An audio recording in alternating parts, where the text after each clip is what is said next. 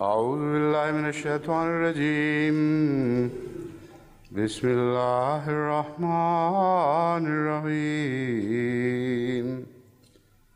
إن في خلق السماوات والأرض واختلاف الليل والنهار لآيات لأولي الألباب यकीनन आसमानों और ज़मीन की पैदाइश Certainement, dans la création des cieux et de la terre, et dans l'alternance de la nuit et du jour, il y a de grands signes pour les hommes doués de compréhension.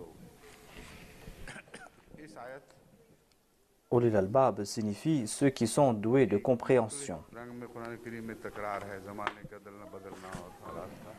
Le sujet de ce verset a été répété ailleurs dans le Saint-Coran concernant l'alternance dans des conditions spécifiques. Mais ce verset a une relation avec le sujet que j'ai évoqué hier, c'est-à-dire qu'il y a une grande prophétie concernant le changement dans le temps. Et il y a un hadith de Bukhari que j'ai cité.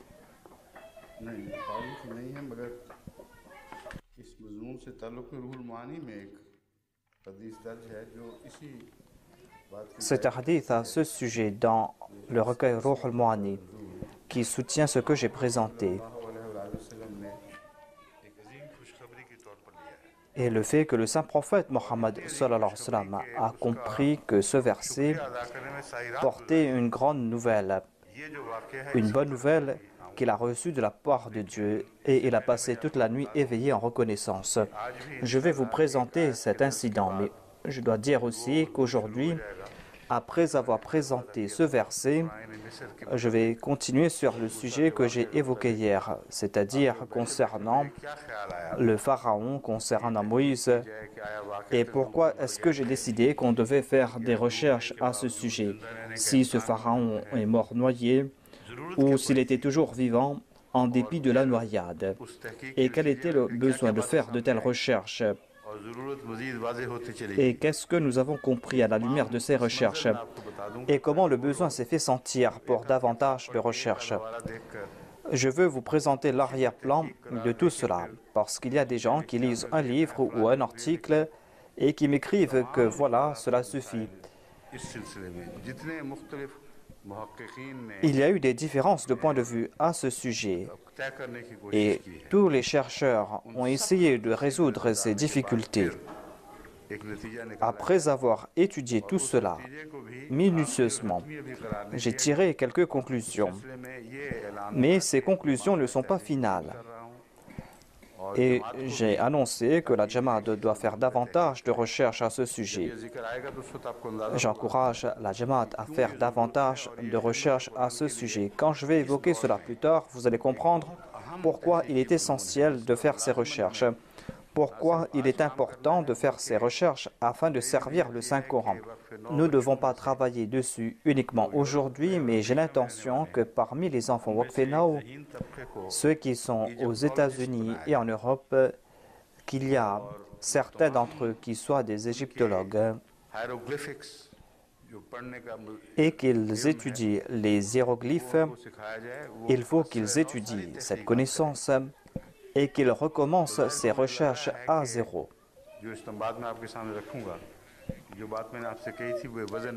Il se peut que vous croyiez que ce que je vous ai présenté n'est pas soutenu par des arguments, mais tout cela a été soutenu par le Saint-Coran. Mais il est important de faire davantage de recherches. Quand je vais parler à ce propos, vous allez comprendre l'importance de ce sujet. Et je ne vais plus recevoir des lettres à ce sujet. C'est-à-dire que je ne vais pas recevoir des lettres inutiles à ce sujet. Seuls les gens qui ont une connaissance certaine à ce sujet vont écrire. C'est pas que les gens vont citer tel magazine et vont dire que j'ai contredit ce qui a été dit là-bas. Dans ce verset, il est dit Inna fi khalqi samawati wal ardi wa ikhtilafi al-layli wan nahari la ayatin li ulil albab.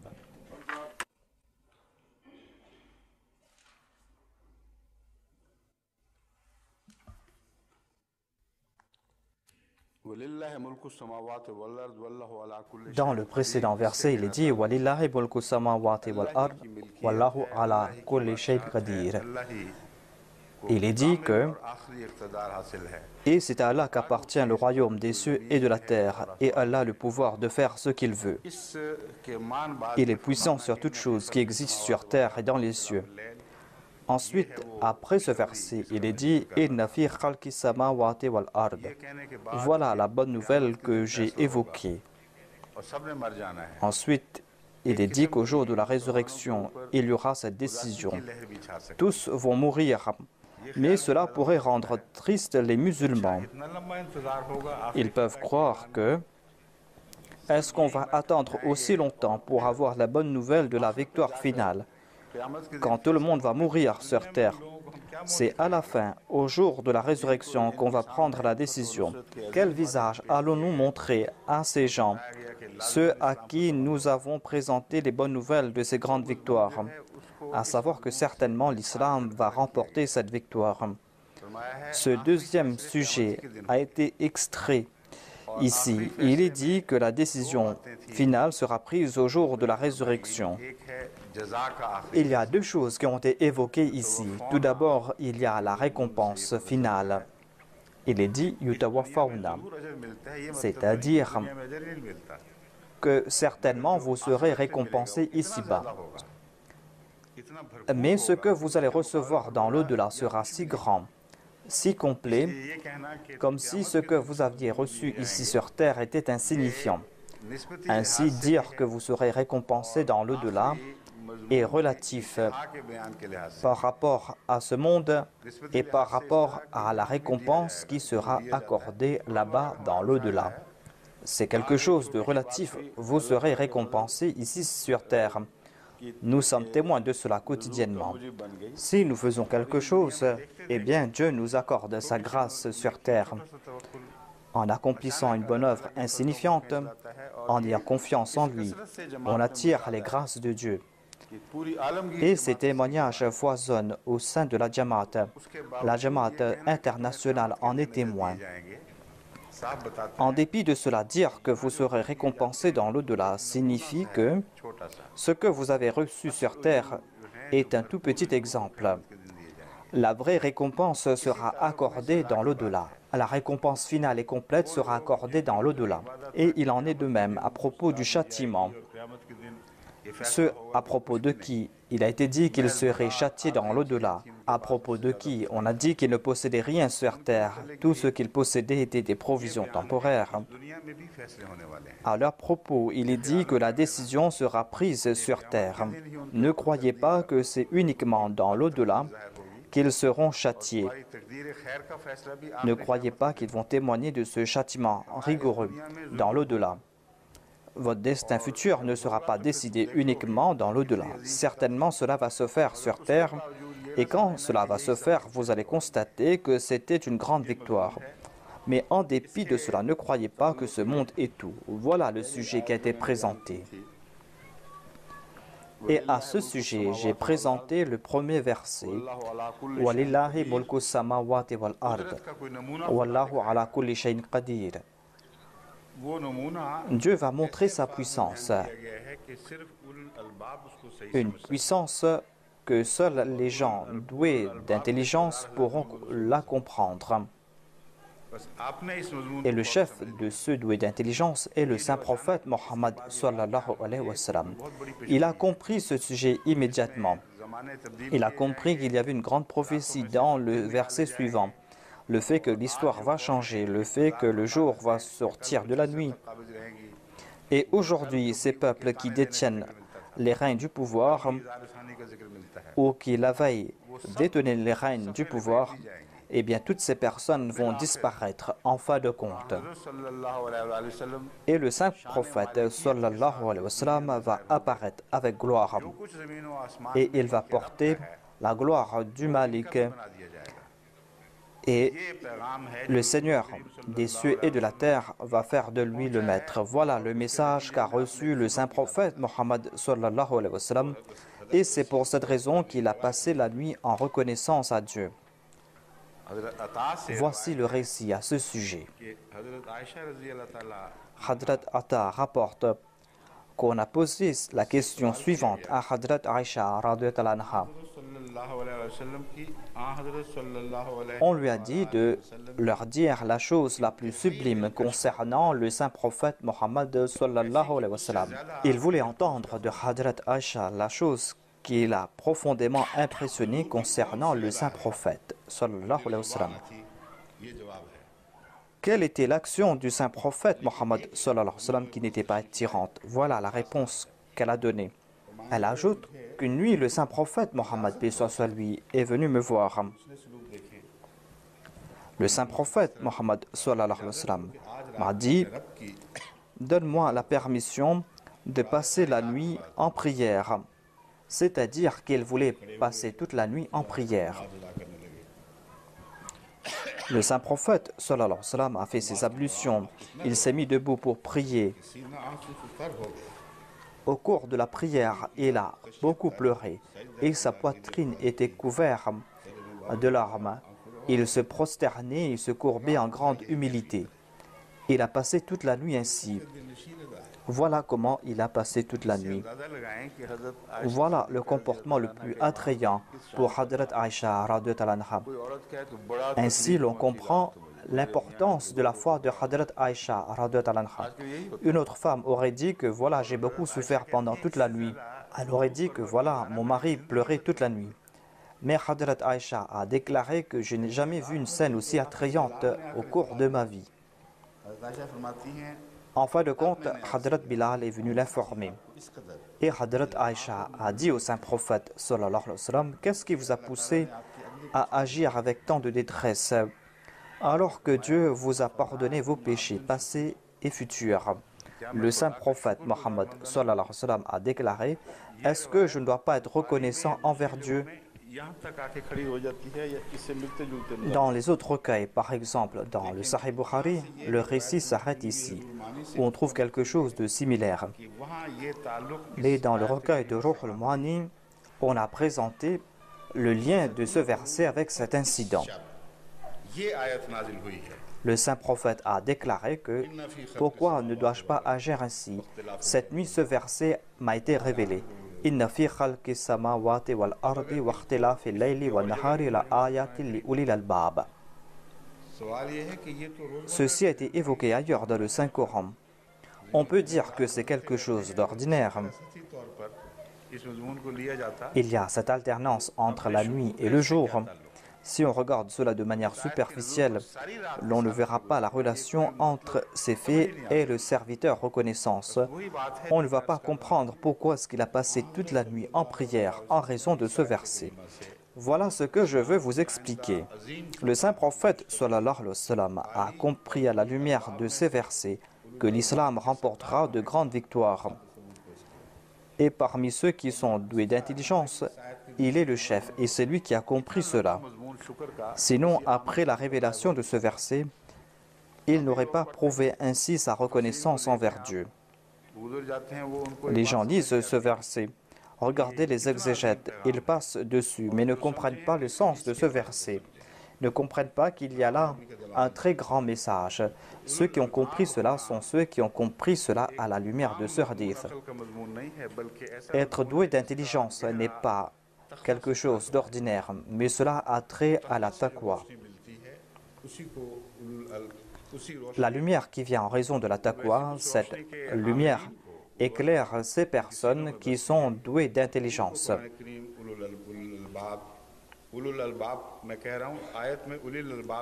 Voilà les personnes qui sont qualifiées de ulul albab. Dans le verset, il est dit ulul albab, mais ici je suis en train de dire ulul albab avec dhamma. Certaines personnes pensent que je suis en train de mal prononcer ce terme. Quand on cite un terme, on le fait au nominatif avec dhamma.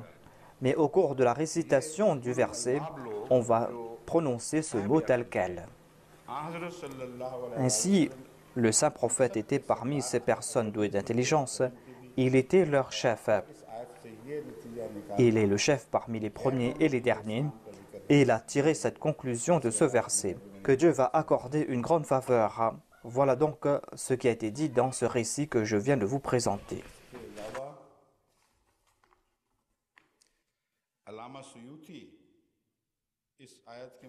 À propos de ce verset, Allama Suyuti a cité un récit rapporté par Hadrat Ibn Abbas qui déclare que les Korachites sont partis voir les Juifs et leur ont demandé quels étaient les signes avec lesquels était apparu Moïse. Ils ont répondu avec le bâton et la main blanche. Ils sont partis voir les chrétiens et leur ont demandé avec quel signe était apparu Jésus-Christ.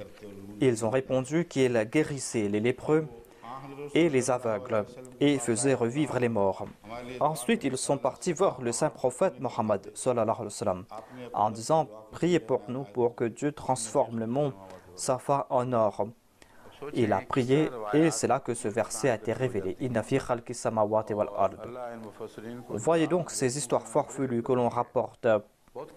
Certes qu'Allah récompense ces exégètes parce qu'ils ont ramassé beaucoup de choses, mais qu'Allah pardonne aussi ces exégètes, car ils ont aussi amassé des histoires farfelues qui, au lieu d'expliquer les versets du Saint-Coran, les rendent plus obscurs. Leur affaire est entre les mains d'Allah. Nous devons les honorer. Ils ont rendu de grands services à l'islam. Mais on ne peut pas accepter tel quel chacun de leurs récits. On doit accepter uniquement ces récits qui sont en accord avec l'esprit du Saint-Coran et l'esprit du Saint-Prophète Mohammed sallallahu alayhi wa sallam. On ne peut pas faire place à de telles histoires farfelues concernant le but de la révélation de ces versets, que les Korachites sont partis voir les Juifs et les chrétiens. Ce sont des histoires qui ont été fabriquées de toutes pièces par une personne. Cela n'a pas été fabriqué par une personne douée d'intelligence en tout cas. S'il était parmi les Ulul Albab, il n'aurait pas fabriqué pareille histoire.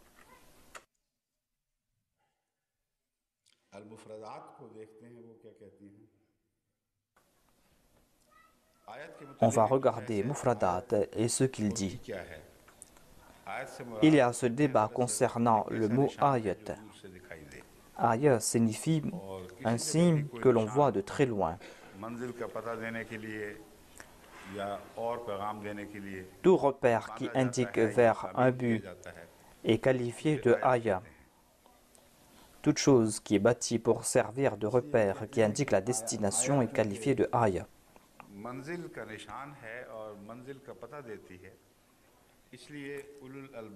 Aya indique la destination. C'est pour cette raison qu'il est dit à propos de ces personnes douées d'intelligence que lorsqu'elles réfléchissent sur la création et sur l'alternance de la nuit et du jour, eh bien, ces personnes ne s'arrêtent pas à ces objets, car ce ne sont là que des signes. Mais ces personnes se tournent vers le Créateur.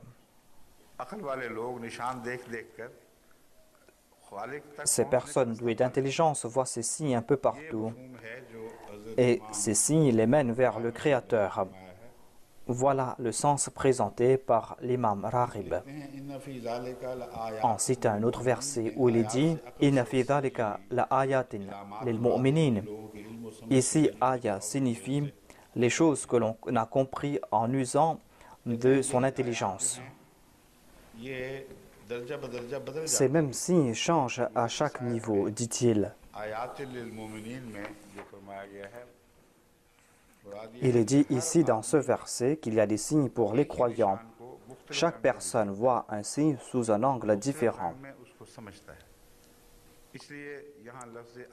Chaque personne comprend ce signe différemment. C'est pour cette raison qu'il est dit ici ayat, des signes. Il n'est pas dit qu'il y a des signes différents, mais il y a aussi le fait que l'on comprend ces signes différemment. Un même signe sera compris différemment par différentes personnes. Et les personnes douées d'intelligence vont voir un seul signe, mais vont tirer plusieurs conclusions. Mais il y a une personne qui a compris tous les sens de ce signe. Ainsi, un signe se transforme en plusieurs signes. Cela dépend de l'angle sous lequel on regarde ce signe. L'imam Raghib présente un autre verset. Bal huwa ayatun bayinatun fi suduri alladhina utul ilma. इस मजमून के लिहाज से ये हज़रत इमाम राग़िब रोशनी डाल रहे हैं कि जो ये नतीजा निकाल रहे हैं L'imam Raghib est en train d'expliquer ce sujet en disant que कि आयात la बय्यनात preuve se trouve dans ces signes du Saint-Coran, dans ces versets du Saint-Coran. में निशानात Les signes clairs sont dans les cœurs des croyants. ने खुल गए En voyant ces signes, leurs cœurs se sont ouverts, उनको तो खुले leurs cœurs se sont éclairés. Quran करीम की ताईद Et में dans le वो Saint-Coran, साफ ils दिखाई voient दे रहा है। partout des miracles. उनके सीनों में तो आयात बसी हुई हैं लेकिन अगर अंधा देखेगा Ces signes sont dans leur cœur. L'aveugle ne va pas voir ces signes quant à lui. कि एजाज की किसी कमी का कोई C'est sa faute à lui. Le miracle du Coran n'est point inférieur. Ensuite, il est dit في صدور الذين أوتوا العلم وما يجحد بآياتنا إلا الظالمون. Ces mêmes signes ont éclairé les croyants. Mais il y a d'autres qui se disputent en raison de ces signes et qui disent qu'il n'y a rien dans ces signes et que ces signes ne se sont pas accomplis.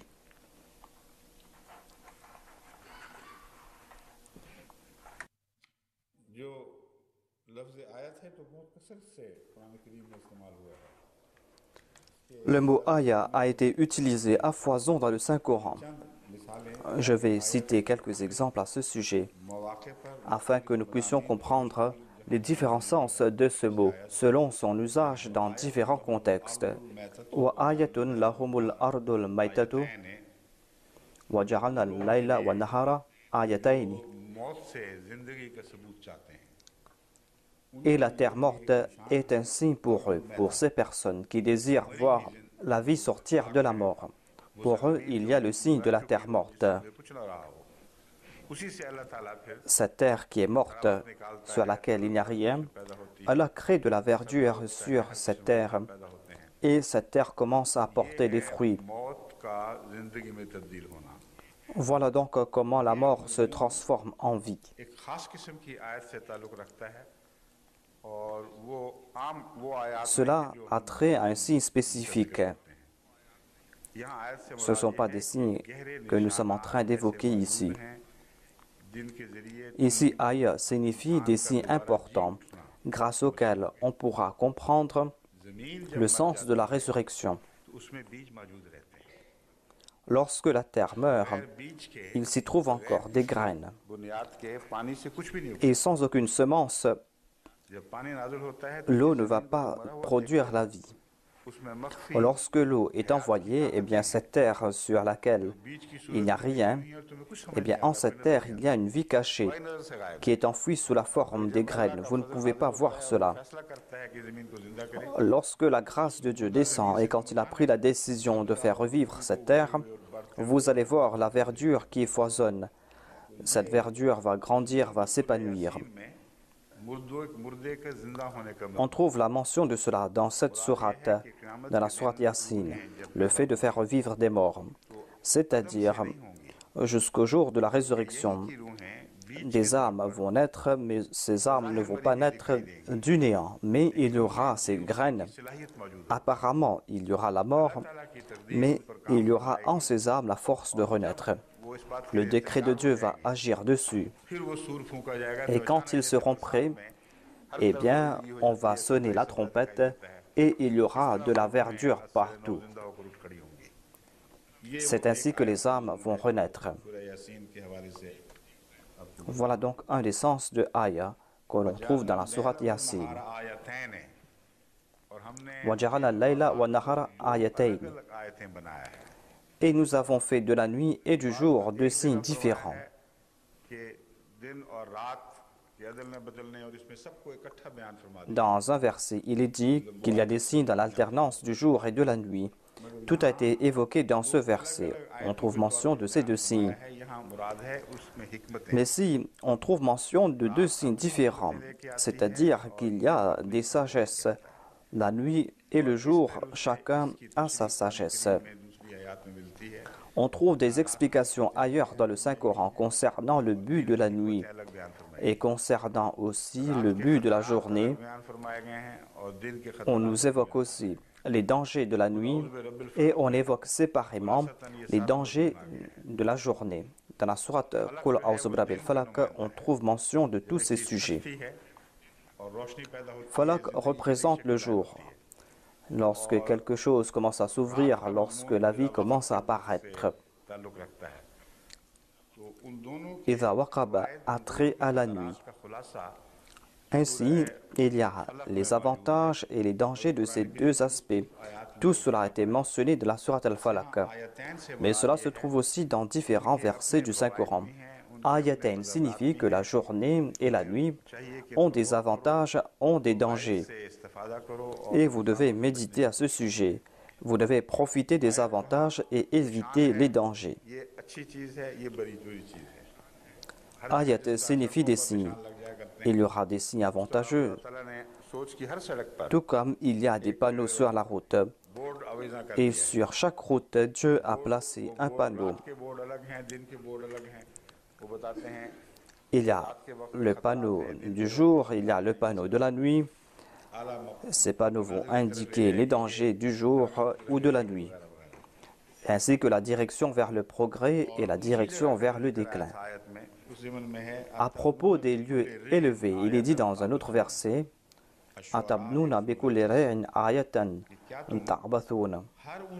verset 129 de la sourate Ash-Shu'ara. Construisez-vous un monument sur chaque endroit élevé. Ici, signes concerne pas les signes de Dieu, mais cela concerne ces forces qui agissent contre Dieu, qui veulent montrer leur grandeur en bâtissant des monuments. Voilà le signe évoqué dans le Saint-Coran. Ces endroits élevés ont été bâtis par Dieu, mais vous avez placé là-bas vos drapeaux. Ces endroits élevés doivent mener à Dieu. Et vous, vous êtes en train de dire que vous êtes très grand, très puissant.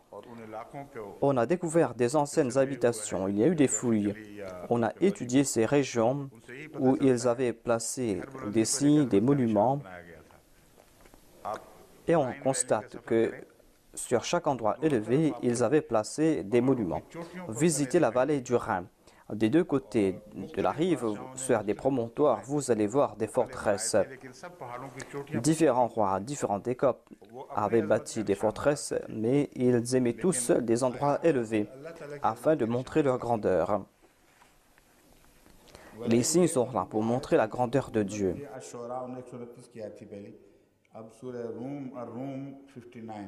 De la sourate Al-Rum, verset 59, il est dit Wala in ji'tahum bi ayatin la yaqulanna alladhina kafaru in antum illa mubtilun. Et en vérité, si tu leur apportes un signe, ceux qui ne croient pas diront sans aucun doute vous n'êtes que des menteurs. Vous êtes ceux qui sont en train d'inviter les gens vers le mensonge. وَالَّذِينَ كَفَرُوا وَكَذَّبُوا بِآيَاتِنَا أُولَٰئِكَ أَصْحَابُ النَّارِ.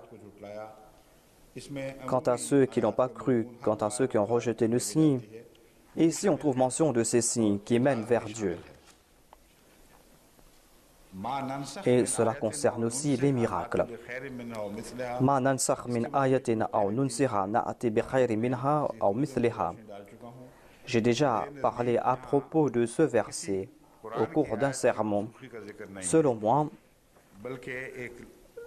ici on ne trouve pas mention de l'abrogation d'un verset du Saint-Coran, mais on trouve mention d'une pratique de Dieu qui concerne la révélation des charias et des changements dans les charias qui ont été révélés. Allah déclare, lorsque nous abrogeons une charia ou une loi, on ne trouve pas cette loi dans la charia qui va la suivre. La sagesse est que nous apportons quelque chose de meilleur. On n'a jamais abrogé sans aucune raison une loi quelconque tant qu'on n'a pas apporté une loi meilleure que la précédente. Ce verset indique l'évolution dans le domaine de la religion. Des fois, il n'y a pas une nouvelle charia, Mais certaines lois sont révélées de nouveau, et cela afin de pallier les manquements et les oublis. Il est dit « Nansakh min ayatin aw nunsiha ».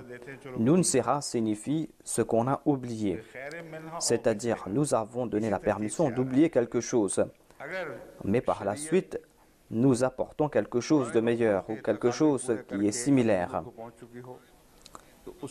Si une loi a accompli sa tâche et arrivé à la fin de sa vie, on va maintenir uniquement cette partie de la charia qui pourra être mise en pratique à l'avenir. Et quand Dieu efface une partie de cette charia qui concerne le passé, Dieu ne reprend pas une faveur tant qu'il n'accorde pas une autre faveur meilleure que cela. Ainsi, lorsqu'il reprend une faveur, il accorde quelque chose de meilleur en retour. Il ne reprend pas un cadeau qu'il a accordé. Si vous avez donné une chaussure à quelqu'un et que cette chaussure s'est cassée, vous allez demander cette vieille chaussure à cette personne et vous allez l'offrir quelque chose de meilleur. C'est un signe de ces personnes qui sont nobles. Ce n'est pas un signe de ces personnes qui sont indignes, qui reprennent leurs cadeaux. Voilà donc la charia. Voilà donc comment agit Dieu. Il y a certains peuples qui ont oublié certains faits. Nous leur avons laissé oublier ces faits et nous leur avons accordé quelque chose en retour. Et si nous avons pris des paroles anciennes de certains peuples, certainement nous leur donnons quelque chose de meilleur en retour. Jamais une partie a été abrogée et qu'on ne leur a pas accordé quelque chose de meilleur en retour. Nunsiha concerne les prophètes qui ne sont pas porteurs de loi. On oublie parfois certains enseignements, on oublie l'essence de certaines paroles, de certains enseignements, et on doit faire des rappels, et ces mêmes révélations sont renvoyées de nouveau. On trouve de tels exemples de la communauté du Saint-Prophète. Les différents awliya, les muhaddisines, ont été adressés par Dieu dans les versets du Saint-Coran. Non pas parce qu'il voulait leur accorder une nouvelle charia, c'était le Coran qui leur a été révélé de nouveau. Cela a été fait afin qu'ils comprennent qu'il était important de réfléchir sur l'essence de ces versets, que les gens de l'époque ont oublié ces sens et qu'il était important d'éloigner certains mots et que ces versets sont des sources de direction et qu'il fallait en profiter et qu'il fallait faire des recherches dans ces domaines. Ces répétitions dans les révélations ont trait à Nunsiha. Dans les révélations reçues par le Messie premier l'Islam, il y a d'innombrables versets du Saint-Coran qui nous présentent ces sens. Comme l'a dit le Messie premier l'Islam, je ne suis pas venu pour changer une seule loi. Je ne suis pas venu pour changer une seule loi de la charia. Je suis venu faire des rappels concernant ce que vous avez oublié, ce que vous avez mal compris.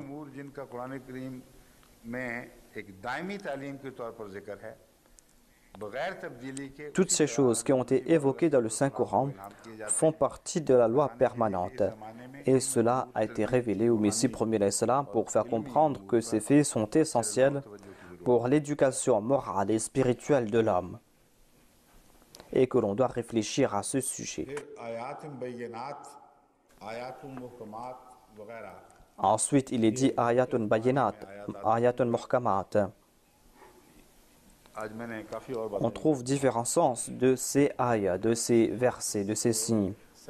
Mais je dois parler à propos d'autre chose aujourd'hui. C'est pour cette raison que je vais laisser cela maintenant.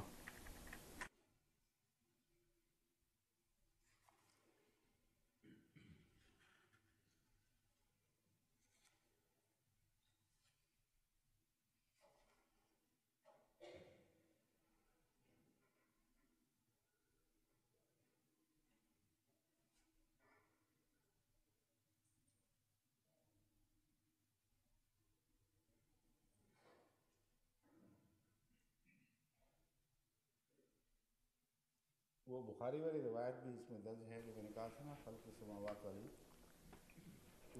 Il y a ce récit de Bukhari qui concerne le verset « Inna fi khalqis samawati wal ard ».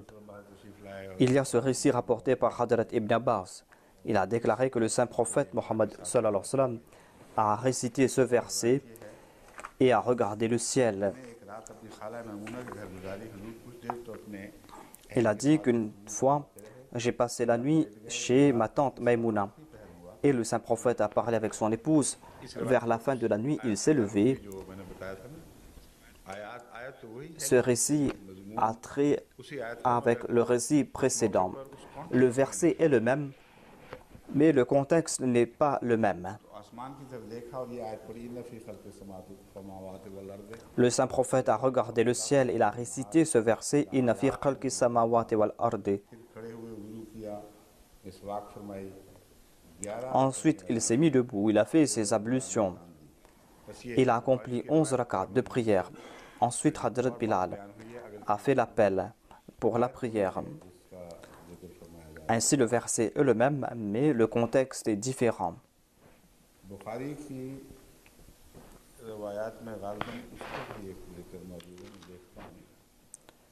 Il y a un autre récit de Bukhari.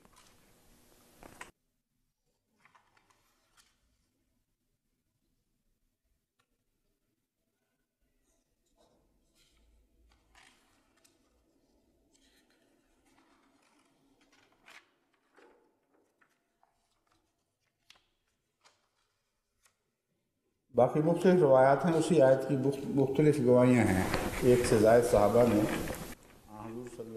Il y a différents témoignages concernant ce même verset. Plusieurs compagnons du saint prophète sallallahu alayhi wa sallam ont entendu le saint prophète réciter ce même verset lorsqu'il regardait le ciel étoilé, lorsqu'il était tout en extase.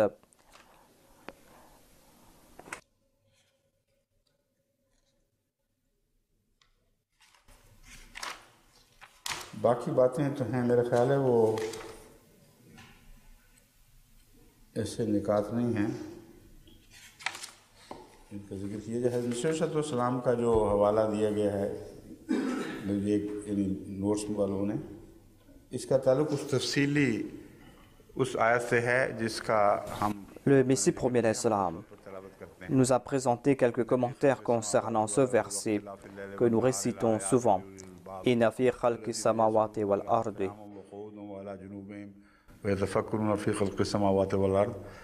ये हवाला उस आयत से ताल्लुक़ रखता है। ये जो आयत इस वक्त ज़ेर नज़र है इससे इस हवाले का ताल्लुक़ नहीं, इसलिए मैं इसको छोड़ रहा हूँ यहाँ।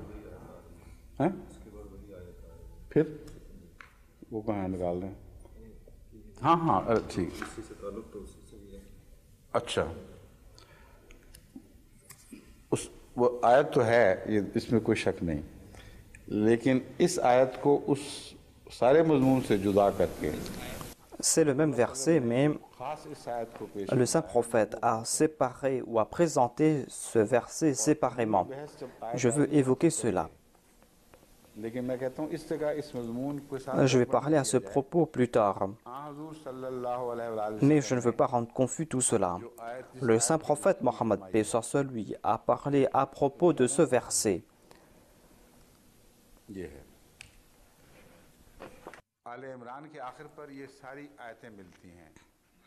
Tous ces versets sont mentionnés à la fin de la sourate Al-Imran.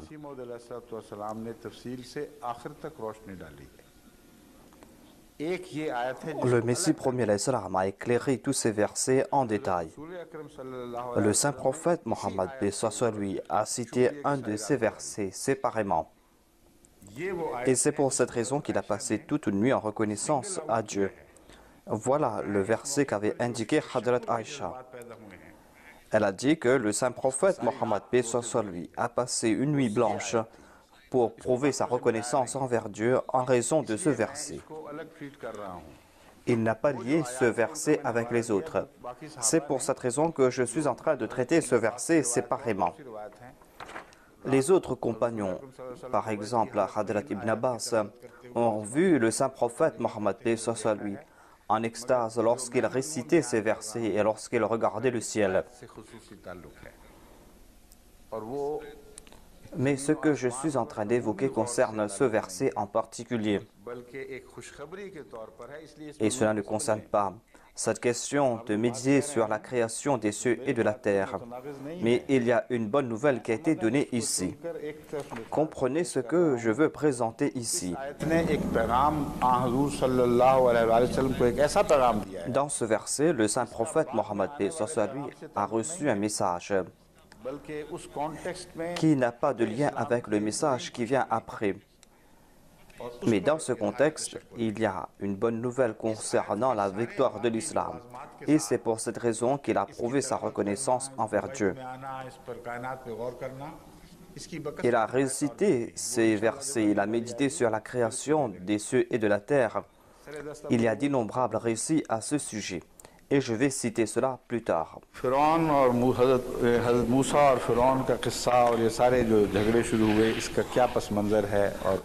Il y a l'histoire de Pharaon et de Moïse. Quel est l'arrière-plan de toutes ces recherches? Pourquoi est-ce qu'on a fait des recherches à ce sujet? Voilà ce que je veux vous présenter. Depuis notre enfance, nous avons entendu parler de cela, à savoir qu'on a découvert le cadavre de ce Pharaon qui a affronté Moïse et qui a échoué en fin de compte. Et nous avons accepté ce fait comme une vérité indéniable. Et le monde entier a accepté que c'est lui le Pharaon. Et c'est ce que nous présentons aux non-musulmans aussi. Mais quand je suis venu ici, je me suis dit que maintenant la communauté aura des contacts avec d'innombrables non-musulmans. Ces histoires racontées durant notre enfance ne vont pas suffire lorsqu'on va discuter avec les non-musulmans, lorsqu'ils vont présenter leurs preuves. Est-ce que nous aurons des arguments auprès de nous afin de répondre aux arguments des autres, afin de lancer des défis, afin de leur dire que les prophéties du Saint-Coran se sont réalisées? Lorsqu'on a commencé à faire cette recherche, beaucoup de choses sont montées à la surface. On s'est demandé qui est ce Pharaon? Quels sont les signes qui ont été présentés par le Saint-Coran concernant ce Pharaon? Est-ce que ces faits s'appliquent à un pharaon ou à un autre? Quand on a étudié tout cela, comme je viens de le dire, selon moi, on parle ici de Ramsès II. Les paroles du Saint-Coran s'appliquent à la perfection à Ramsès II. Et on ne voit pas d'autres pharaons à qui peut s'appliquer tout cela.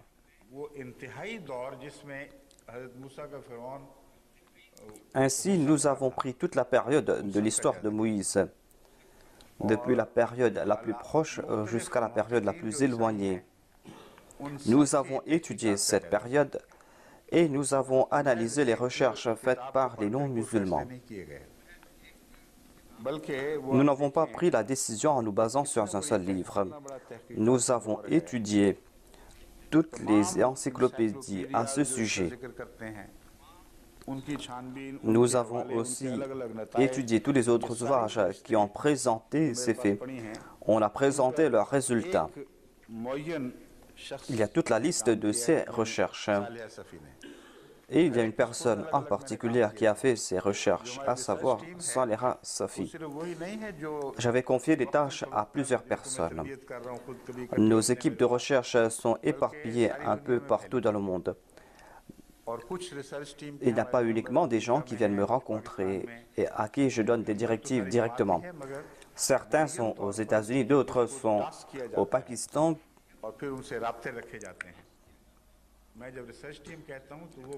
Il y a des personnes particulières avec qui je suis en contact. Voilà les personnes qui font partie de ces équipes de recherche. J'ai confié des tâches à un certain monsieur Malik Salim. Il a publié un article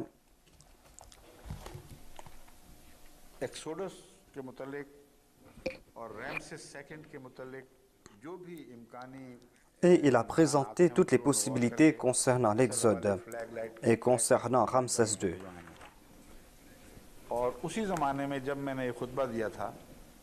Et j'avais présenté l'arrière-plan de cela dans un de mes sermons. J'ai contacté M. Abdul Qadir au Pakistan.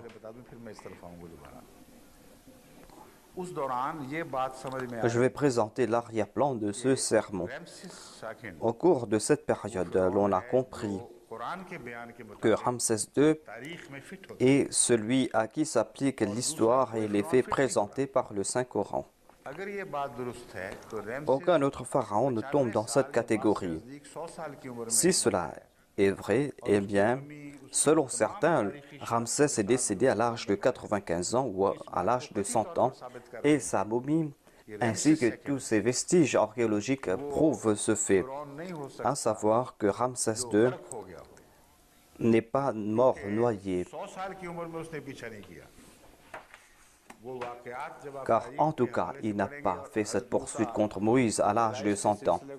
Quand vous allez étudier ces faits historiques, lorsqu'on va étudier la date de la naissance de Moïse, vous allez comprendre que Ramsès II est mort de mort naturelle et qu'il n'est pas mort noyé. C'était là un très grand défi. J'ai cette certitude parfaite et j'aurai toujours cette certitude et je n'aurai pas de doute que le Coran dit la vérité et que tout autre est mensonge. Certains mollahs pensent que peut-être que j'ai eu des doutes à propos du Coran et que peut-être que le Coran a commis une erreur. Ils pensent que c'est pour cette raison que j'ai commencé à faire ces recherches. C'est là une sottise de la part de ces personnes. C'est une manque de confiance. Et ils n'ont même pas confiance en moi que je peux être fidèle envers le Coran. C'est un très grand défi pour nous de la part des autres. C'est pour cette raison que j'ai fait davantage de recherches et je suis parti dans différentes directions. On peut se dire que il se peut que cette personne a été retrouvée noyée et qu'on n'ait pas informé les gens à ce sujet.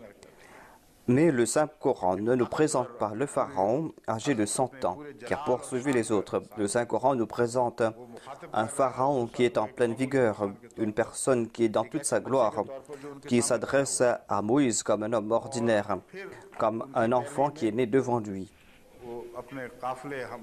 Ensuite, il est parti à la tête de ce détachement, à la poursuite de Moïse. C'est lui qui est en tête de ce détachement. On ne trouve pas mention ici d'un vieillard. Et lorsque nous allons étudier ce pharaon ainsi que ses vestiges, vous allez constater que il n'est pas noyé. Soit que nous devons chercher ce pharaon qui s'est noyé, et même s'il a été prouvé qu'il ne s'est pas noyé, que ce soit en accord avec ce que dit le Saint-Coran. Dire que le Coran dit la vérité et ne pas pouvoir présenter une seule preuve, mais accepter des paroles qui sont contraires à la gloire du Saint-Coran. Si vous considérez cela comme de la fidélité, eh bien pour moi, c'est une grave erreur. Le signe doit être brillant. Certaines personnes disent que le Saint-Coran a déclaré que certaines personnes vont rejeter ce signe. Mais Allah déclare que les signes apparaissent, les gens voient ces signes, mais les rejettent. Nous ne pouvons pas dire à propos de l'éclipse du soleil et de la lune que ces gens ont rejeté l'existence même de ces signes. En fait, ces gens ne peuvent pas rejeter l'existence de ce signe. Ils sont en train de rejeter la conclusion que l'on en tire. Ils ne disent pas que le signe n'est pas apparu. Au contraire, ils voient le signe mais tirent des mauvaises conclusions. Il y a eu la prophétie concernant l'éclipse du soleil et de la lune. Les journaux en ont fait mention. Tous les journaux sont en accord avec ce sujet, c'est-à-dire qu'au cours du Ramadan, au cours de ces dates, il y a eu les éclipses du soleil et de la lune. On ne présente pas d'excuses que cela n'a pas eu lieu. S'il en est ainsi, alors ces signes sont douteux, ces signes ne sont pas apparus. En tout cas, ces signes apparaissent avec toute leur gloire. Il n'y a pas de doute quant à l'apparition de ces signes. Ceux qui rejettent ces signes sont enveloppés dans les voiles. Ces gens ne peuvent pas rejeter ces signes. Ainsi, le Saint-Coran nous présente ceci comme un très grand signe. Si nous leur répondons que vos recherches sont fausses, il en est ainsi jusqu'à un certain point. Mais le Coran dit la vérité et ce pharaon qu'on a découvert Il y a parmi eux ce pharaon. On pourrait accepter cela si on fait des recherches complètes à propos de tous ces pharaons, si on fait des recherches concernant leur période, concernant leur histoire, si on étudie les dates et si l'on prouve que voilà le pharaon de l'époque de Moïse évoqué par le Coran. Et si l'on prouve aussi que voilà les erreurs commises par la Bible, c'est-à-dire qu'il y a des erreurs qui ont été attribuées par la Bible, des erreurs commises par les scribes. Ainsi, mon attention s'est tournée vers cette question, à savoir qu'il y a cette histoire de la noyade, de la mort par la noyade. Est-ce qu'il n'y a pas d'autres possibilités? La Bible a déclaré qu'il est mort noyé. La Bible a aussi déclaré que toutes ces personnes qui poursuivaient Moïse, qui étaient en compagnie de Pharaon, tous sont morts noyés. Il n'y avait personne pour retourner pour leur raconter l'histoire. Ainsi, quelques jours après, lorsqu'ils ont reçu la nouvelle, les gens se sont réunis. On a commencé à chercher les cadavres. Et il est très difficile, en tout cas, de trouver des cadavres dans une mer, comparé à un delta. Mais ailleurs, la Bible nous fait comprendre que cet incident s'est passé dans la région du delta. Je vais présenter ce récit après. En tout cas, il pense que Pharaon s'est noyé et qu'on ne trouve pas une seule indication qu'il a pu avoir la vie sauve. Le Saint-Coran est le seul livre qui nous présente les propos de ce Pharaon qui était sur le point de se noyer et qui a été sauvé physiquement. Et Hadrat Muslim Maud, dans son Tafsir et Saghir, a utilisé le terme le salut physique, c'est-à-dire qu'il a été sauvé physiquement. Et il n'a pas dit que son cadavre a été préservé. Le Muslim Maud a dit que son corps sera préservé.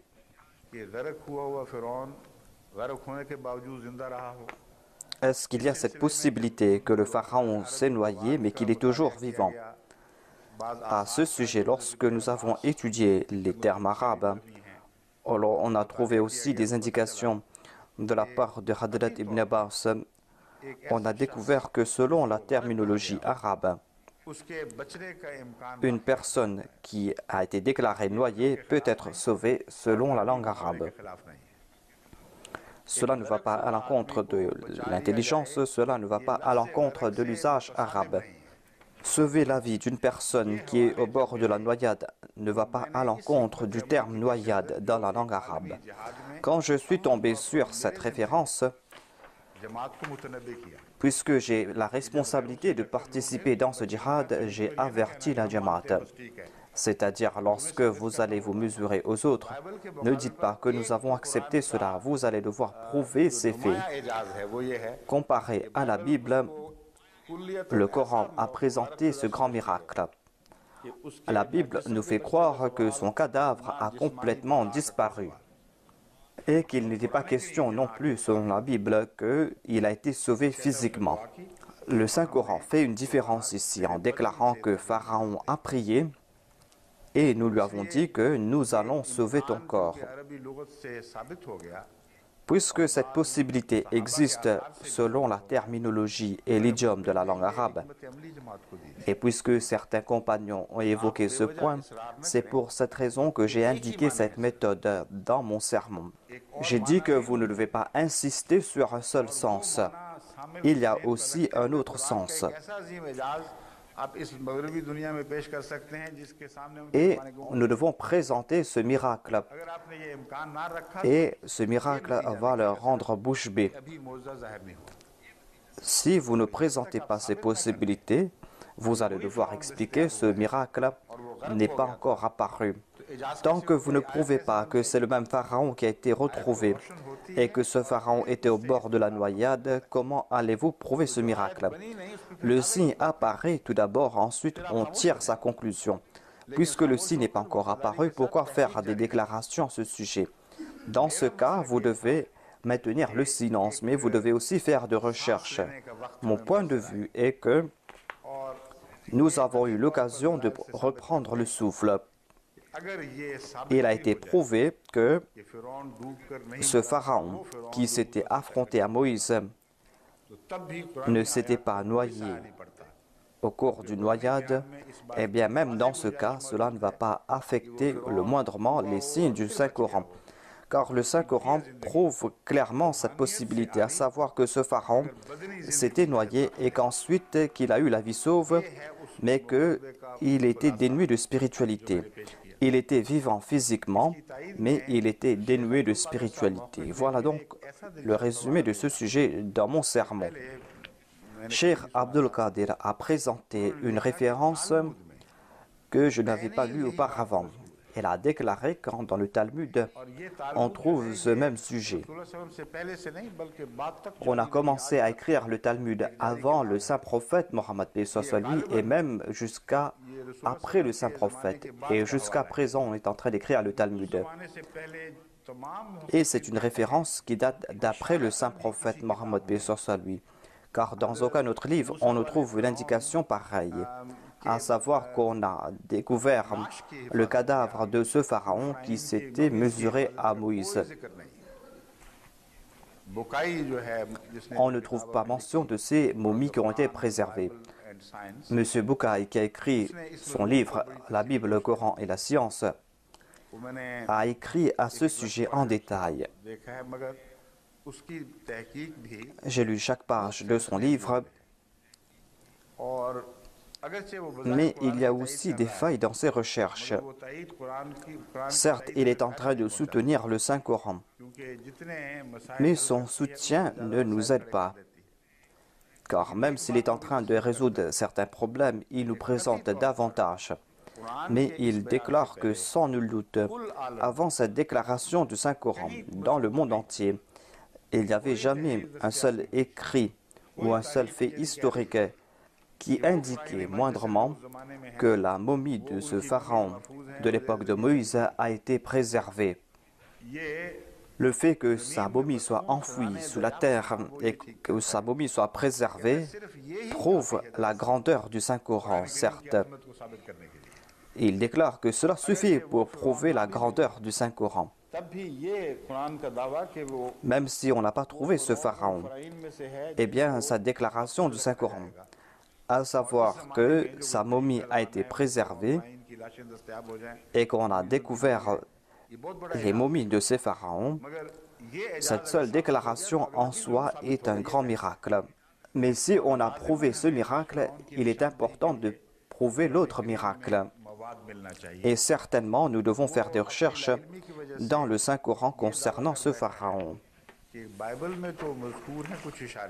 Ces personnes, en raison de leur méconnaissance, disent qu'il y a quelques indications dans la Bible, mais disent qu'en lisant le Saint-Coran, nous n'arrivons pas à définir ce pharaon, alors que le Coran nous présente plus d'indications concernant ce pharaon qu'aucun autre livre.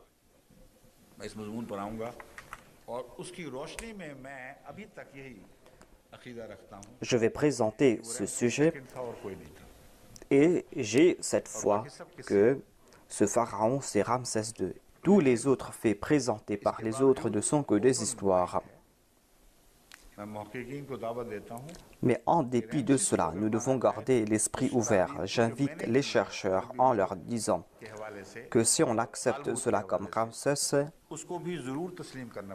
à la lumière des conclusions que j'ai tirées et des références du Talmud, eh bien, nous allons devoir accepter ce fait. Si vous rejetez ce point de vue, eh bien, vous allez devoir faire ces recherches. Vous allez devoir présenter ce pharaon. Ce pharaon qui soit en accord avec les descriptions présentées par le Saint-Coran, qui soit en accord avec ce que nous dit l'histoire. Et il faut aussi prouver qu'il est mort noyé. Vous devez faire ces recherches. Je ne vous interdis pas de faire ces recherches. Mais j'ai dit que j'ai organisé ces équipes qui sont en train de faire ces recherches. Je leur ai demandé d'étudier ces ouvrages alors que moi-même, je n'avais pas le temps pour le faire. Ils ont fait ces recherches et continuent à faire ces recherches. Et d'après ces recherches, ce pharaon, c'est Ramsès II et pas un autre pharaon. Voilà le résumé de ce sujet. J'ai trouvé beaucoup de matériel à ce sujet et il me sera impossible de présenter tout cela au cours d'une seule session. Même si je profite du Ramadan tout entier pour vous présenter le fruit de ces recherches, ce sera impossible pour moi de terminer cela au cours de ce Ramadan. C'est pour cette raison que j'ai présenté cette introduction, afin que vous puissiez comprendre ce qui se passe. Les Ahmadis doivent se demander pourquoi faire de telles recherches, pourquoi sommes-nous en train de faire sortir ce cadavre. Voilà ce que nous demande le Saint-Coran, à savoir que nous devons accomplir cette tâche que les autres ont décidé d'accomplir. Compléter cette tâche et tirer la vraie conclusion, afin que cette conclusion soit évidente comme le soleil et la lune, afin que ce signe apparaisse tel quel, afin qu'il n'y ait point l'ombre d'un doute à ce sujet. Voilà le but de cette recherche. Ainsi, il ne suffit pas de lire quelques livres. Certaines personnes pensent que je suis en train de dire des choses contre des vérités établies. On a étudié tous ces ouvrages qui concernent ce sujet. Nous avons étudié presque tous les ouvrages concernant ce sujet. Notre équipe de recherche a fait ses recherches un peu partout dans le monde. Mais j'ai trouvé un livre qui a présenté ses arguments et qui a tiré cette conclusion. Il n'est pas essentiel non plus que l'on soit d'accord avec cette conclusion. Si cette conclusion apparaît logique, eh bien, on peut accepter ces faits. Cet ouvrage a été écrit par un grand érudit. Le titre de cet ouvrage est « L'Égypte et l'histoire de la Bible » par M. Charles Elling. Il a dit qu'il n'y a pas un seul fait dans l'histoire des Hébreux qui soit aussi contesté et aussi longuement débattu que la date de l'Exode. Certains disent que dans le journal Itkan, on a déjà débattu de l'affaire et que l'histoire s'arrête là. Mais quel est le matériel présenté là-bas? Il y a des faits présentés à propos du saint prophète sallallahu alayhi wa sallam que nous ne pouvons pas accepter. Certains mollahs disent qu'on a écrit ceci ou cela. Vous devez faire des recherches. Ces personnes qui sont des experts ont passé toute leur vie à faire ces recherches. Ils ont appris ces langues. Ces personnes ont étudié ces stèles, là où on trouve préservées ces histoires. Et pour faire comprendre tout ce qui a été enfoui, ils ont étudié tout cela. On ne peut pas rejeter ces faits en disant que ce sont des mensonges qu'ils ont colportés. Certes, nous pouvons ne pas être d'accord avec leurs conclusions, mais nous devons avoir devant nous leurs recherches. Il est important de former des équipes de recherche parmi les Ahmadis, même si cela prend 50 ans. Nous ne devons pas abandonner cela. Si ce n'est pas aujourd'hui, eh bien demain nous allons faire des recherches et nous allons accomplir cette tâche en faveur du Saint-Coran. Dans cet ouvrage, il est dit qu'il n'y a pas un seul fait dans l'histoire des Hébreux qui soit aussi contesté longuement et qui soit aussi débattu que la date de l'Exode. À la fin, il dit que nous allons étudier les positions de tout un chacun à ce sujet. Des recherches faites par des chercheurs du XXe siècle. Et nous allons vous présenter leurs arguments logiques concernant la date la plus éloignée. Il y a la date la plus éloignée, il y a la date du milieu et la date la plus rapprochée. Voilà les trois possibilités autour desquelles tourne cette question. Ainsi, nous ne pouvons pas dire que les recherches ont été terminées à ce sujet et que l'on a tiré la conclusion finale. on a présenté des possibilités concernant le pharaon de l'époque de Moïse. Et les chercheurs ont étendu ces recherches sur une période de 200 à 300 ans. Certains chercheurs ont tiré leurs conclusions de la Bible et ont accepté la Bible comme juge. Et pour cela, ils se basent sur la date de la construction du temple de Salomon. Ils disent que nous savons l'année de la construction de ce temple. Ensuite, ils essaient de connaître la date de l'époque du prophète Joseph. Et ils essayent de trouver d'autres références de la Bible où l'on trouve mention de Moïse. Et ils essayent de trouver la date de l'avènement de Moïse. C'est ainsi qu'ils ont fait ces comptes.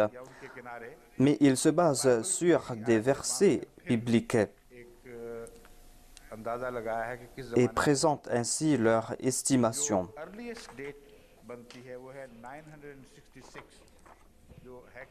La date la plus proche est 966, qui est la date de la construction du temple de Salomon. Ajoutez à cela 480, et cela s'est passé, selon eux, 1446 ans auparavant.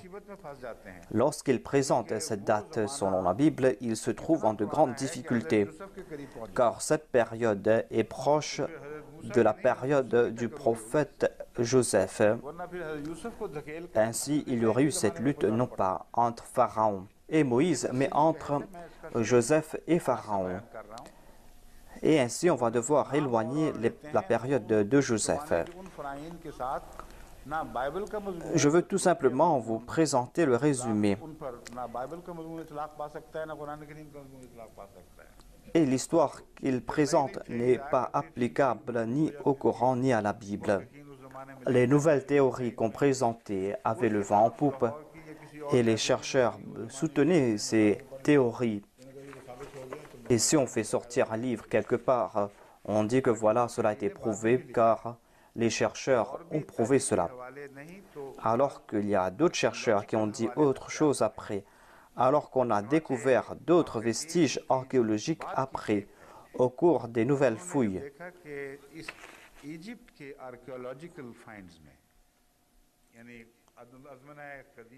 Au cours de ces fouilles archéologiques, lorsqu'ils ont étudié ces vestiges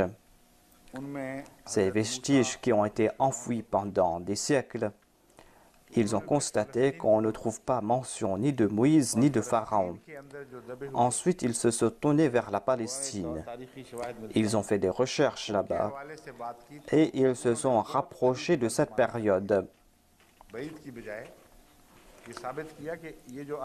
Et ils ont pu se rapprocher de cette période et ils ont prouvé que cet incident ou cette période concerne l'an 1290 jusqu'à l'an 1300.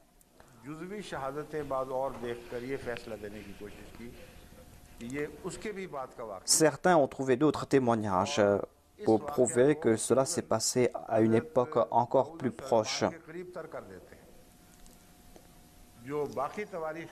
Une période qui est proche de l'époque de David et de Salomon, alors que cela contredit d'autres faits historiques. Ainsi, nous allons devoir étudier ces faits historiques un par un. Nous allons devoir faire cela, comparer tout cela. Et par la grâce de Dieu, nous avons fait ces comparaisons. J'avais étudié ce livre auparavant. J'avais donné des indications à ce sujet. J'avais confié cela à mon secrétaire. Je lui avais dit de mettre cela dans un coin et de faire sortir ce livre quand je parlerai à ce sujet. Mais le premier secrétaire a oublié cela. Par la grâce de Dieu, il a fait sortir cet ouvrage. C'était quelque part dans les fichiers et il a fait sortir une lettre de Cheikh Saheb. À l'époque, sa femme était malade. Il avait demandé des prières pour sa femme. Cela concernait les sermons que j'ai commencé à prononcer au Canada.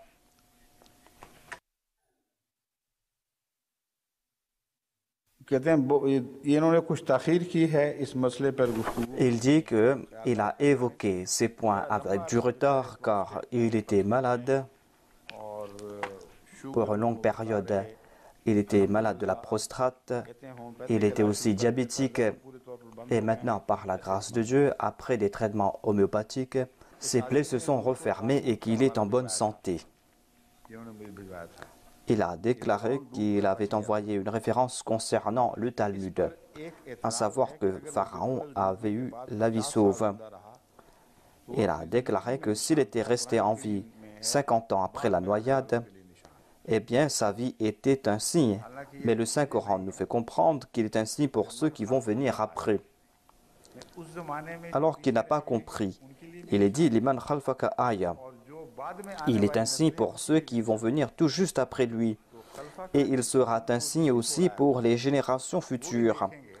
Khalfaka signifie que ce peuple qu'il a laissé derrière lui va voir que ses déclarations sont fausses et qu'il est un cadavre spirituel. Si on accepte cette possibilité qu'il avait eu la vie sauve après l'incident de la noyade, alors telle sera la traduction. En ce qui concerne la protection de son cadavre, eh bien ce sera pour l'éternité. Son corps sera préservé et ce sera un signe qu'on va présenter à ceux qui vont venir après. Ainsi, ce signe s'applique dans ces deux situations.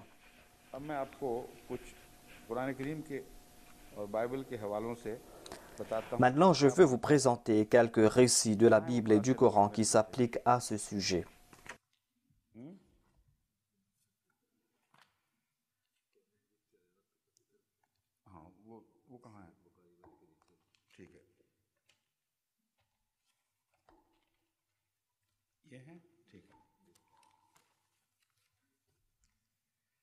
अब देखिए इम्कानात क्या-क्या हैं। Voyons donc les possibilités. Il y a la ville de Ramsès qui a été évoquée dans la Bible. Et il est dit que les esclaves hébreux ont bâti cette ville et qu'ils avaient été persécutés. Cela ne peut s'appliquer qu'à l'époque de Ramsès. On ne peut pas dire que cela s'est fait avant. Ainsi, l'exode s'est fait au cours de la période de Ramsès ou tout juste après. C'est un témoignage que l'on trouve partout. Et c'est pour cette raison que la plupart des chercheurs ont dit que Ramsès est le pharaon de l'époque de Moïse. Ensuite, il y a cette autre question, à savoir si à l'époque de Moïse, il y a eu deux pharaons, ou si Moïse a vécu à l'époque de deux pharaons. Je vais vous présenter le résumé et les faits saillants de cette histoire. Je vais vous présenter ce que j'ai découvert au cours de cette recherche. Pourquoi est-ce que je suis en train de présenter ce point de vue que je vous présente maintenant?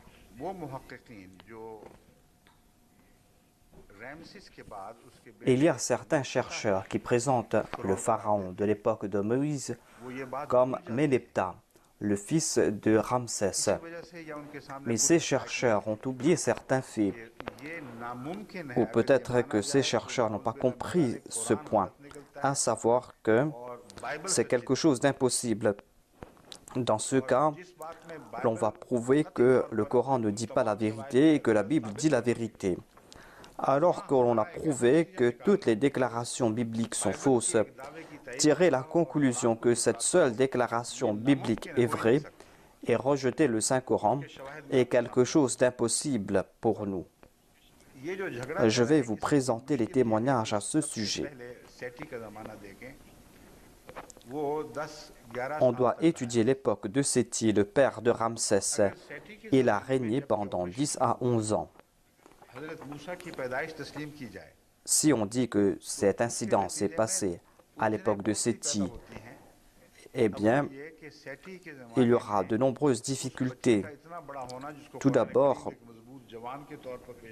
le Coran nous présente Moïse comme un jeune homme robuste qui a tué quelqu'un d'un coup, et cela à l'époque de Séthi. Ensuite, lorsqu'il est arrivé à Madian, Il est qualifié de Qawiyun Amin, c'est-à-dire un jeune homme robuste, quelqu'un qui a atteint l'âge adulte et qui a repoussé des bergers et qui a aidé des femmes. Cela ne peut s'appliquer à un enfant de 12 à 10 ans, car il n'est pas né le même jour que Séti est monté sur le trône. Certainement, Séti a régné pendant quelques années avant de passer plusieurs lois, et c'est là que Moïse est né. Et ces gens ne peuvent pas s'arrêter à l'époque de Ramsès. Ceux qui insistent que Ramsès est mort noyé ne peuvent accepter ces faits, car ils doivent passer l'époque de Ramsès, alors que Ramsès a régné 67 ans. Et Moïse aurait dû disparaître pendant 67 ans avant de retourner. Ainsi, il aurait dû retourner à l'époque du fils de Ramsès. On doit faire naître Moïse à l'époque de Ramsès et le retourner en Égypte après la mort de Ramsès et à l'époque de son fils Méneptah. Mais cela est impossible. Cela va à l'encontre des déclarations du Saint-Coran. En lisant les versets du Saint-Coran, l'on va comprendre ce sujet et l'on va aussi comprendre d'autres témoignages qui ont été cités ailleurs. Là où il y a des contradictions avec la Bible, je vais vous expliquer pourquoi cela n'est pas acceptable. Tout d'abord, pourquoi accepter qu'il y a eu 2 pharaons ou qu'il est important d'avoir 2 pharaons? Pourquoi dire qu'il y a eu le pharaon de la naissance de Moïse et qu'il y a eu le pharaon de l'époque de l'affrontement? Pourquoi se mettre en difficulté? Pourquoi dire qu'il doit certainement y avoir 2 pharaons? La raison est une seule déclaration biblique et cela a mis en difficulté les chercheurs musulmans et non musulmans. Et cette déclaration biblique est tout à fait erronée. Ce n'est pas la parole de Dieu, mais c'est la parole d'un homme. C'est une estimation présentée par une personne. Sa personne s'est dit que quand Moïse est retourné en Égypte, eh bien, certainement le premier pharaon était mort. Sinon, il n'aurait pas pu faire face à ce danger. Et c'est pour cette raison que j'ai dit qu'il se peut qu'après la mort d'un pharaon, on change aussi certaines lois. C'est pour cette raison qu'il est retourné. Mais je ne savais pas quand était mort ce pharaon. Tout d'abord, je vais vous présenter les versets du Saint-Coran et je vais ouvrir ce sujet davantage. Bismillahirrahmanirrahim. Toi, Sin Mim.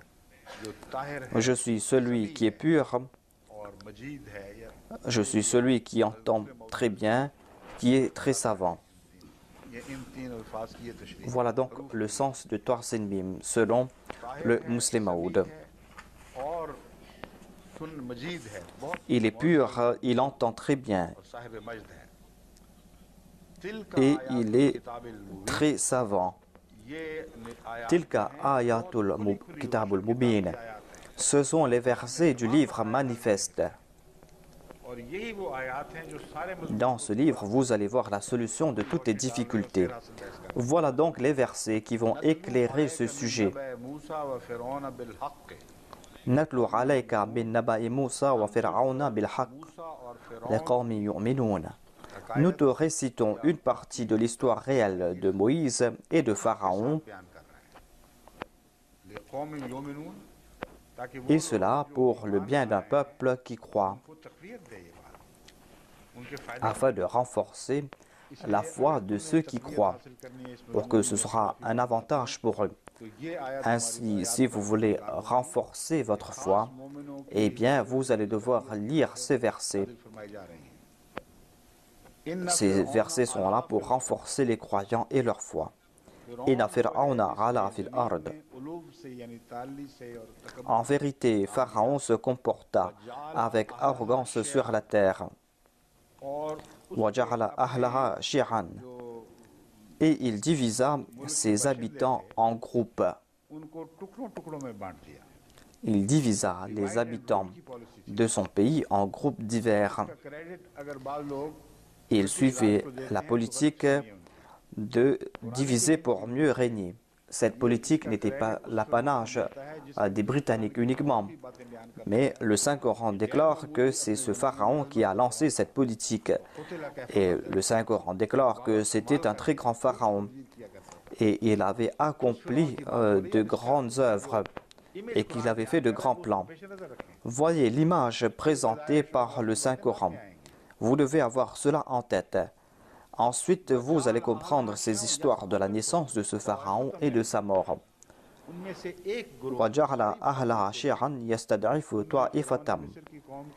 Et il chercha à affaiblir un groupe d'entre eux. Il y avait le peuple de Pharaon et d'autres peuples, et il les avait divisés.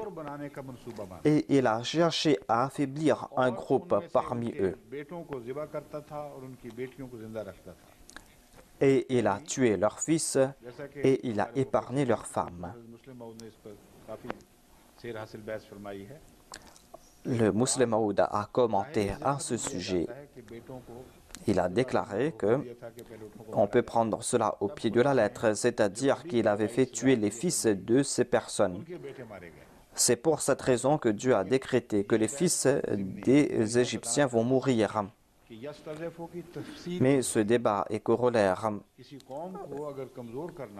On peut expliquer le terme yastad'ifu, c'est-à-dire si vous voulez affaiblir un peuple, vous devez détruire leur qualité virile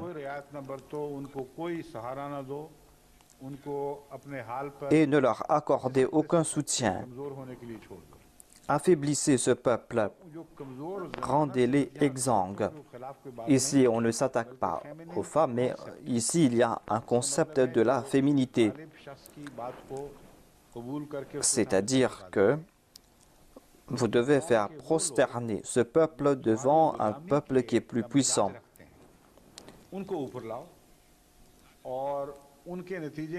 Il a honoré ceux qui étaient faibles et il a détruit ceux qui étaient honorés auparavant. Voilà la politique de ce pharaon. Apparemment, c'était un pharaon très intelligent. Ce n'était pas un homme ordinaire. C'est pour cette raison que lorsque le Coran mentionne Pharaon, il évoque aussi sa grandeur et son arrogance. Innahu kana minal mufsidin. Il était parmi les fauteurs de troubles. Il a divisé son peuple, il a affaibli certains. Il a soutenu ses attributs qui étaient moindres et il a affaibli des bons attributs.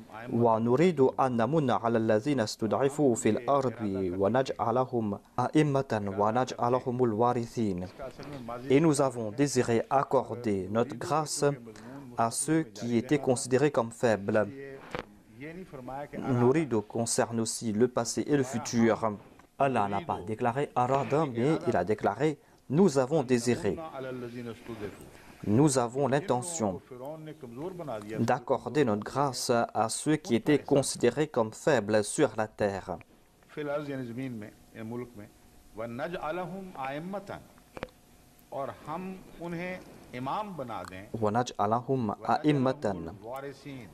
Et faire d'eux des chefs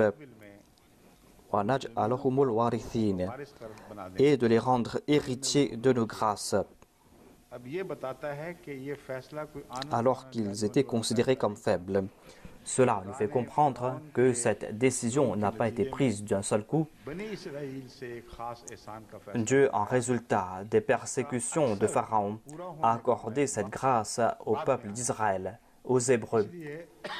Et cela devait s'accomplir par la suite. C'est pour cette raison que tout cela a été mentionné au futur. Cela a débuté avec le passé en disant que Pharaon se comporta avec arrogance. Mais Dieu a soutenu les Hébreux et cela va continuer au futur. C'est pour cette raison que le Saint-Coran évoque un fait qui concerne le futur et c'est pour cette raison qu'il a utilisé le temps modari'a. Ensuite, il est dit « Nous avons décidé de les établir sur la terre. » ونري فرعون وهامان وجنودهما منهم ما كانوا يحذرون. Et montrer à Pharaon, qu'on a mentionné auparavant, à montrer à Pharaon, à Haman et à leurs armées cela même qu'ils redoutaient. C'est-à-dire, attention que les paroles de Moïse s'appliquent. Est-ce qu'on trouve mention ici de deux pharaons? Est-ce qu'il y a eu un pharaon de la naissance et un autre pharaon? Il n'y a pas cette possibilité ici. Le Saint-Coran ne mentionne pas un autre pharaon. Même en passant depuis le début jusqu'à la fin, le Saint-Coran mentionne un seul pharaon. On parle de son arrogance. On dit que ce pharaon se considérait comme très grand. Il faisait de grands plans. C'est un pharaon de grand statut dans l'histoire. Et jusqu'à présent, il n'y a pas de plus grand pharaon que Ramsès II. Dans le passé très lointain, il y avait certes un pharaon. On trouve mention de ce pharaon, mais son histoire est très douteuse. Cela tombe dans la catégorie des légendes que de l'histoire. Mais en tout cas, tous les chercheurs du monde entier ont déclaré que c'est le plus grand des pharaons, le pharaon le plus glorieux, le pharaon le plus arrogant. Et les versets du Saint-Coran évoquent ce sujet. Le Saint-Coran est en train de décrire cela. Et cela ne peut s'appliquer à un autre pharaon. Ensuite, il est dit وَنُمَكِّنَ لَهُمُ فِي الْأَرْضِ وَنُرِيَ فِرْعَوْنَ وَهَامَانَ وَجُنُودَهُمَا. Haman était une personne de l'époque de Pharaon. وَأَوْحَيْنَا إِلَى أُمِّ مُوسَى أَنْ أَرْضِعِهِ. Ici, l'on parle de la naissance de Moïse. Pharaon avait pris la décision de tuer les fils des Hébreux et qu'on va préserver leurs filles. Ce verset nous fait comprendre cela. C'est-à-dire quelle est la mesure qui a été prise par Dieu. Dieu a déclaré, nous avons révélé à la mère de Moïse, an ardi'ihi, فإذا خفت عليه فألقيه في اليم. C'est-à-dire, dès sa naissance, il devait l'allaiter. Il n'est pas dit qu'on devait le placer dans la rivière. Dieu lui a donné l'ordre de l'allaiter. C'est-à-dire que cet enfant va retourner vers sa mère. Cet enfant connaissait le lait de sa mère. Il y a eu cette relation entre cet enfant et sa mère. L'enfant a aimé le lait de sa mère et a rejeté le lait des autres nourrices. Voilà la préparation évoquée par le Saint-Coran. Dieu dit à sa mère d'allaiter cet enfant et de le placer plus tard dans la rivière.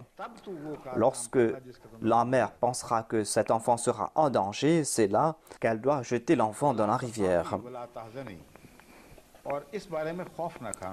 Voilà, takhafi, voilà, tahzani. Et ne crains pas, ne te désole pas, c'est-à-dire quand tu vas placer l'enfant dans la rivière.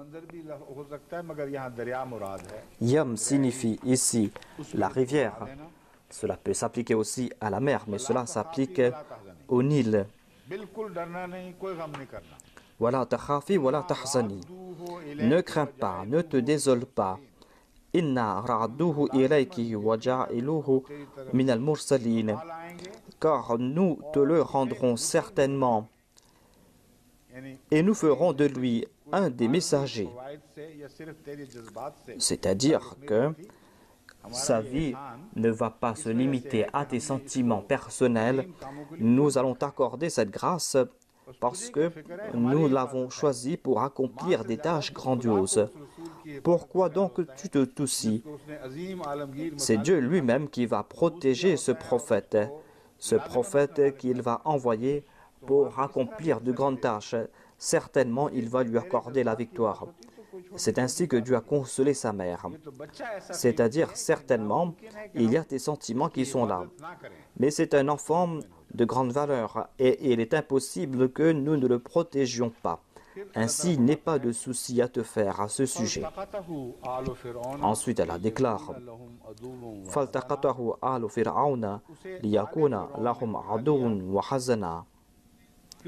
Et la famille de Pharaon le recueillit. Pourquoi cela? Cette prophétie concerne ce même pharaon, ce pharaon qui a sauvé Moïse, afin qu'il devienne pour eux un ennemi et une source de chagrin. C'est-à-dire, il est dit à la mère de Moïse de ne pas se soucier, et ce pharaon dont la famille a recueilli Moïse, et il est dit que Moïse va devenir un ennemi et une source de chagrin pour Pharaon ainsi que sa famille.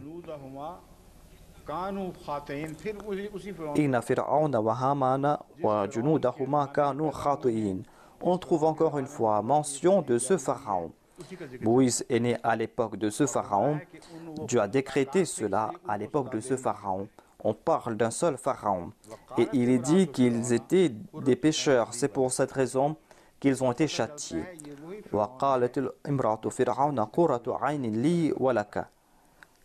parle de ce même pharaon. Et la femme de Pharaon a dit, ici l'on ne parle pas de la famille de Pharaon, il se peut que ce que dit la Bible soit vrai, c'est-à-dire que la femme de Pharaon n'était pas parmi ceux qui avaient recueilli l'enfant dans la rivière, mais qu'il y avait des membres de sa famille qui étaient présents. Le Coran ni la Bible ne mentionnent pas de fils qu'avait le Pharaon à l'époque. La Bible nous mentionne des filles, c'est-à-dire qu'une fille a recueilli l'enfant et il est dit que c'est la fille qui a recueilli cet enfant. Le Saint-Coran déclare que parmi ceux qui ont recueilli l'enfant, il y avait des membres de la famille de Pharaon.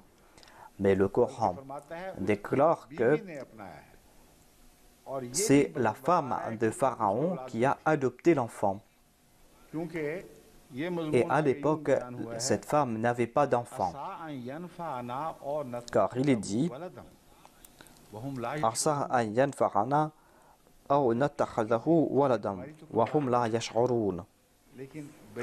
c'est-à-dire, nous n'avons pas d'enfant.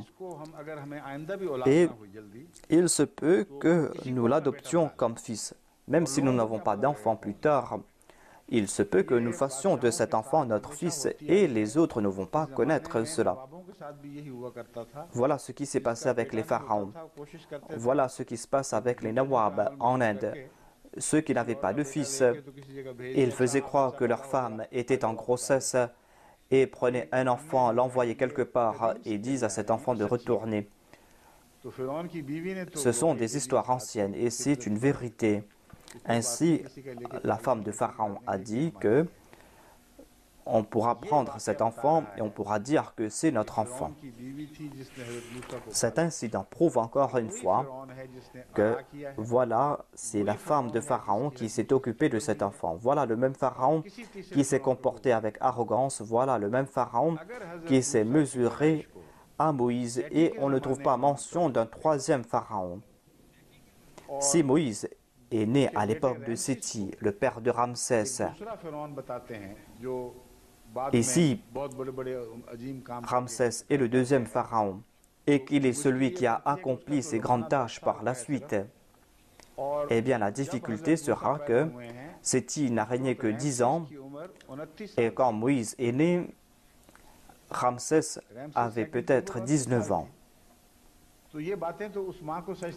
Ramsès avait 19 ans quand Moïse est né. Et cela ne peut pas s'appliquer à cette mère, à savoir que l'on va le prendre comme fils.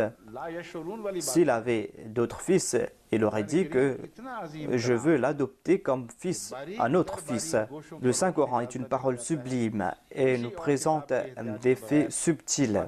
On n'a pas besoin d'autres livres pour comprendre cela. Et grâce à cela, vous pourrez reconstruire l'histoire du passé. Et cela est en accord avec les faits. Mais puisque je n'ai pas assez de temps aujourd'hui, je vais m'arrêter là et je vais mentionner ces faits le lendemain. Demain, je vais parler à ce sujet afin que l'on ne va pas s'arrêter à ces récits. Je ne vais pas répondre à des attaques, je ne vais pas participer dans ces petits débats. Je veux faire la tarbiya de toute la Jamaat. Je veux augmenter la connaissance des membres de la Jamaat. Et c'est pour cette raison que je suis en train de présenter cela à la lumière du Saint-Coran et des faits historiques. Après cela, nous allons continuer à faire des recherches. Si vous voulez prouver certains faits, vous devez faire des recherches pour prouver ces faits. Vous devez être comme un historien et étudier tous les faits historiques. Vous devez étudier les faits contraires et présenter ces récits, présenter ces références. Certainement, nous allons étudier cela. Nous n'allons pas répondre à ces fax que l'on reçoit. Les fax ont des avantages et ont aussi de grands désavantages.